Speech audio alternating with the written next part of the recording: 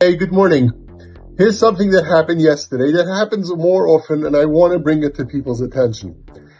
A customer, long-time customer, a larger wholesaler, calls me up and tells me that he has a relative that wants to sell about $4 million worth of gold, and he wants to know that if the person gives me a call, I could know that he's a serious person and he indeed has the gold. Appreciate it and thank them for it.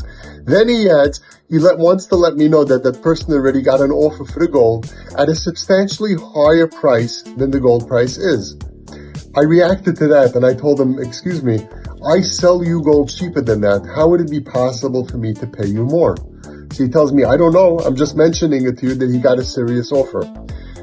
I researched these kind of serious offers several years ago when a few people mentioned it to me.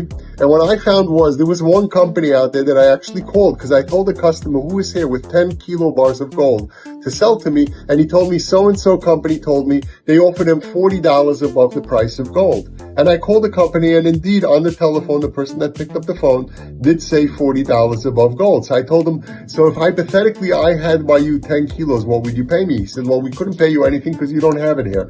I said, but I just want to know, hypothetically, if you had the metal there, what would the net amount be that I would get?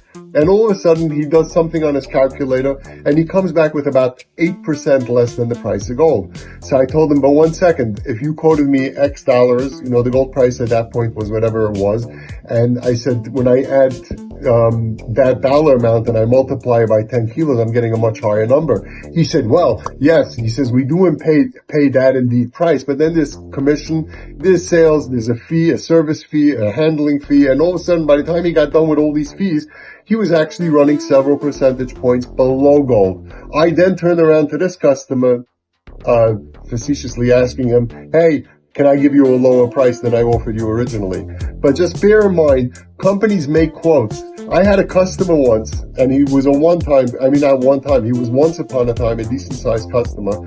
But basically, if anybody called him for gold, he would quote them a very cheap price. If anybody offered him gold, he would quote them a very high price. And when the person came to him, he would tell them, well, I thought you were giving me, for example, by an American Eagle, I thought it was a proof in the box, and that's why I quoted you $200 above the gold price.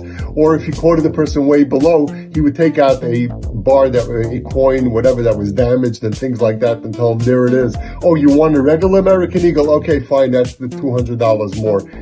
I felt that you don't get repeat customers that way. He felt that that was a business opportunity, and I indeed do not deal with it anymore.